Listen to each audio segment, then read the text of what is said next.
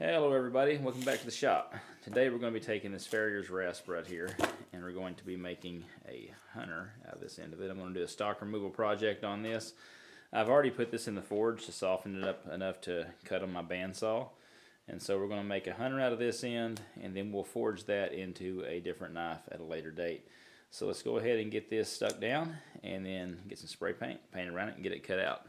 Quick little side note before I paint this, if you're wondering where I got this at, this was given to me by a friend, but you can actually buy these rasps at Pop's Knife Supply in the metal section. It should be on the very last page, but that's a good source to get them if you don't have somebody that you can get them from for free.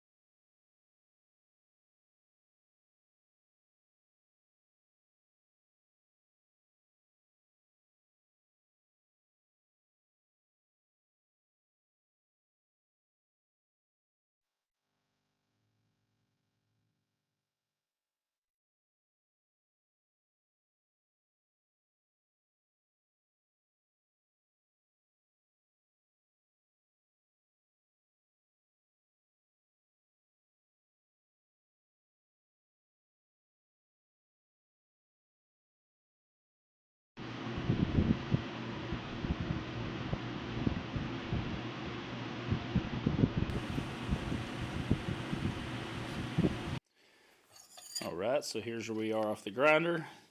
I put some Dicam layout fluid here on the edge portion of the blade, as well as up here on the harpoon point. And I'm going to use my height gauge, which is this right here. And I'm going to scribe a line. And I'm going to scribe a line on the edge. I'm going to scribe a line up here on the harpoon point. And that will give me the lines to grind up to before heat treat. So I'm going to go ahead and take care of that right quick.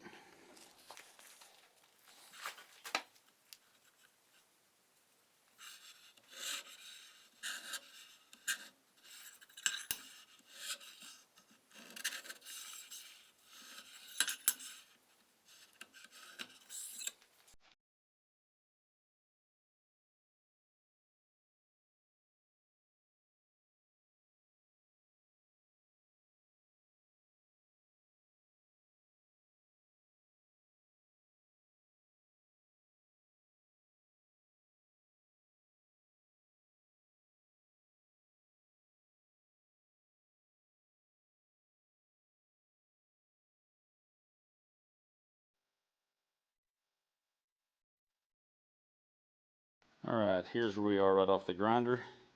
I will grind in the harpoon point portion of this after heat treat. It's just the way that I prefer to do it. You can do it whichever way you want.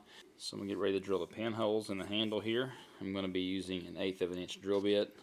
The one I use is actually a number 30. I get those from Pop's Knife Supply. They drill a perfect 1/8 of an inch hole.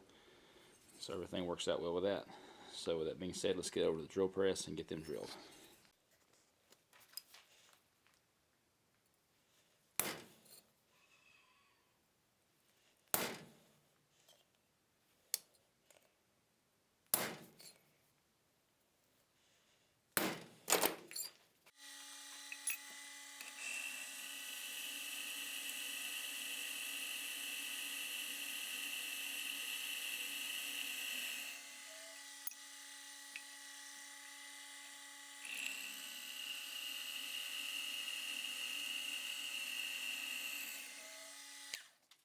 Alright, before moving on to heat treat, I wanted to talk about a couple of things. I get asked a lot of questions about, number one, why these holes in the tank?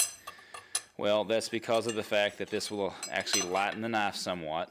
Also, it allows a place for the epoxy to rest whenever I glue it up, so I'm not just squeezing it all out from between the scales when they sit against the steel. You can drill all the way through the tang. A lot of people do. I don't. I found that this works pretty well. Occasionally, sometimes I do, but I haven't done it in quite a while because, like I said, I'm pretty happy with the way that this turns out. This knife is thick. It's just shy of 1/4 of an inch. And so drilling these holes in here to lighten this up does make a lot of difference. Also, with this being a farrier's rasp, what I wanted to make mention of with that is you may see a lot of people just taking the farrier's rasp when it's still hardened and just grinding a knife to shape out of it without heat treating it or anything. That works with some of them, but it also depends on the type of farrier's rasp it is, because some of them are just case hardened or just hardened on the surface, and as you grind in for the edge of your knife, you're actually grinding into softened material which will not hold an edge. And so after you put all of that work into it and everything, and then you go to, you think you have a good knife, and then come to find out the edge is soft and doesn't hold at all. So the best bet with these is just to heat treat it like you would a regular knife. The steel is good, and so that's what I'm doing here. Is I annealed this prior to cutting it on the bandsaw by putting it in the forge, letting it slowly cool down, and then I cut it out, ground it to shape as you've seen here on the video. And now I'll go and I will heat treat it, harden it up, put it through the normal tempering cycles. I will do 2 2-hour cycles at 400 degrees Fahrenheit on this, and then we'll just move on like any other knife project. But yeah, so just wanted to add those little things there in the video. So if you're just starting out, maybe it'll help you out. A lot of you older guys and gals probably already know that, but that being said, let's get to work.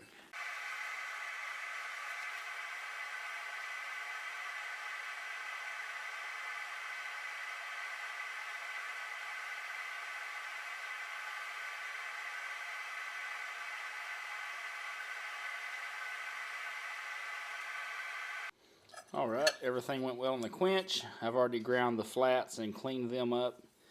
Got all the oil off of them.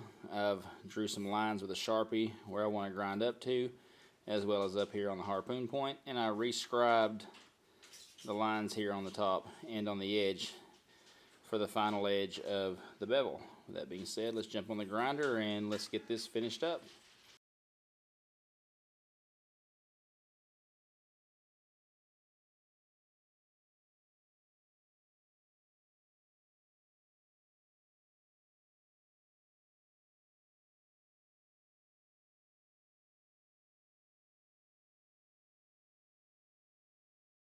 Alright, here we are right off the grinder. I took it up to a blue Scotch-Brite belt finish, and now I'm going to move on to hand sanding.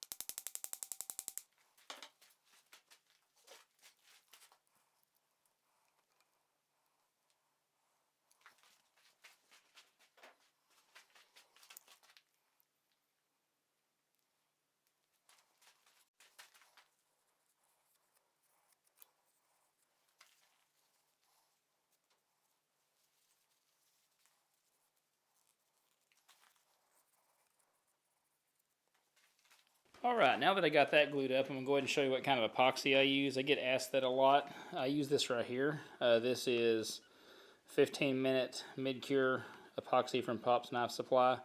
They also carry the 5-minute epoxy, and they also carry 30-minute epoxy. I like this because it's a pretty good range of time there to get, you know, even everything from a full tang glued up to a hidden tang knife as well. And so I started using this. Used to it was 5-minute Gorilla Glue epoxy or JB Weld. And you know, you're just rushing the entire time you're trying to put your stuff together. So switching over to this is taking a lot of the stress out of that side of it. Also, in case you're wondering, I did clean everything with acetone before this glue up. Pins, handle material, the tang of the knife, all of it. That way I can get a good bond. But with that being said, we'll let this set up over the night, over tonight, and we'll shape the handle tomorrow. Alright, so everything's set up nicely. So I'm going to pop these clamps off of here. And the next thing I'm going to do is I'm going to take some saran wrap or plastic wrap, and I'm going to oil the blade up here, and I'm going to wrap it real good with that plastic wrap, and that'll just protect it as I'm grinding on it and everything and working on this handle to keep it from scratching the blade. And then we'll go cut off these pins. We'll grind the sides nice and clean, and then I'm going to grind the entire perimeter here to get it all flush, and then I'll come back and show you how I kind of lay out lines for shaping the handle, because I haven't really talked about how I shape handles very much here on the channel, and this is the perfect video to do it. So let's get to work.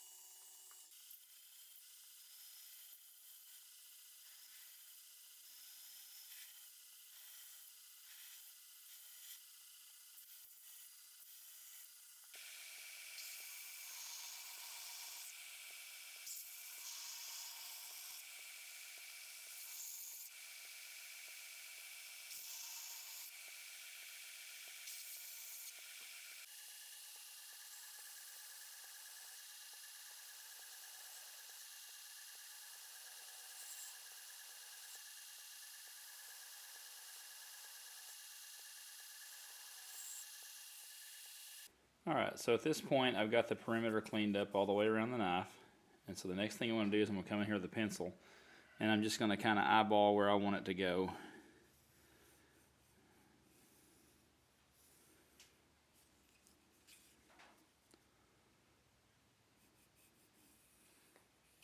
I mean, you can measure this if you want. I don't. I've done quite a few of these, so I can kind of eyeball it and see where I want it at, but nothing wrong with measuring it.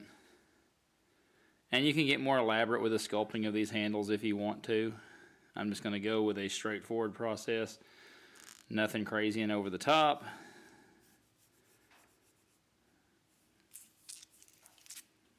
Pretty much kind of basic, I guess would be the term for it. Alright, so there we go. So I got my line traced all the way around.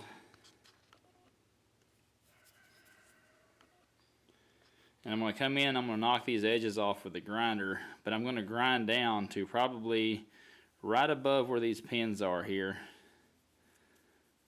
when I knock this edge down. And then when I come down here, I'll do the same thing, and then I'll kind of round it off all the way around, which will make it feel nice and comfortable in your hand. So, alright, for those of you wondering what kind of belt I'm using to do this, I'm using an 80 grit ceramic belt. That'll help us get these cut in real quick, and then we'll come back later on and clean them up with a 120, 220, so forth and so on before hand sanding.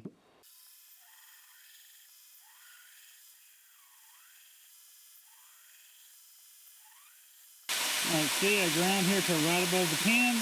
Hopefully it's in focus. I can't, there we go. Ground right here above the pin.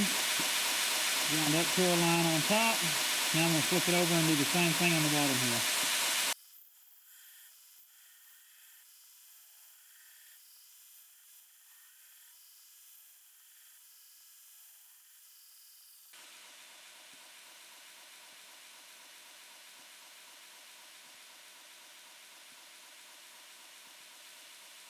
Alright, so I got the angles ground on both sides. So now I'm going to come in, I'm going to grind the flat areas right here. And I mean, you can do this, you can thin these down quite a bit before shaping them. I just prefer to do it afterward.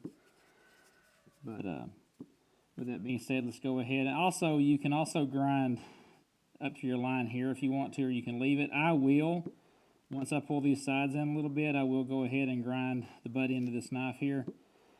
But I mean, if you're sculpting it or something, you may leave it there, you know, and kind of shape it better. Like I said, this is just a straightforward basic shaping, so let's go ahead and get these sides ground.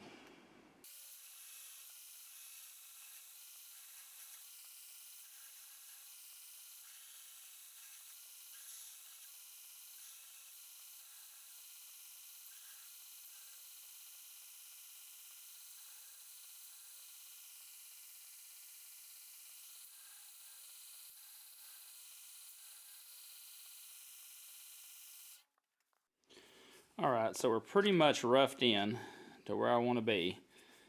And now I'll come in with, I have some 1-inch belts, some scallop belts that I'll come in and I'll work these edges over and smooth them over, as well as on the sides here and on the bottoms.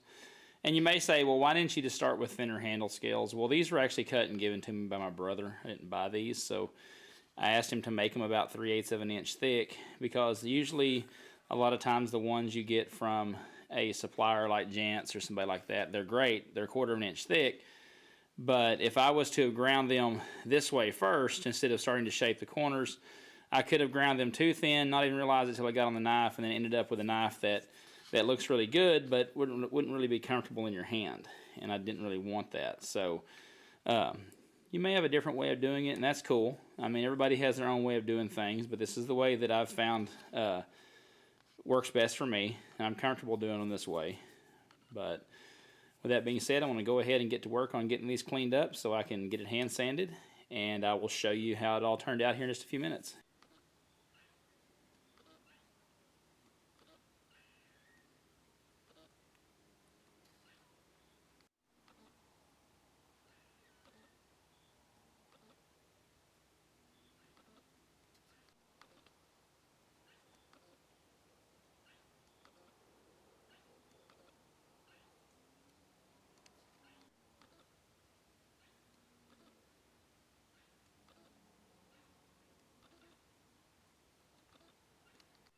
Alright, there's how she turned out. Had a lot of fun with this little build. It's been a while since I've made a rasp knife. I appreciate you for joining me. If you would, hit that sub button down below, ring the notification bell to notify them of this content that posts, and I will see you soon on the next one. Y'all have a good one. Bye-bye.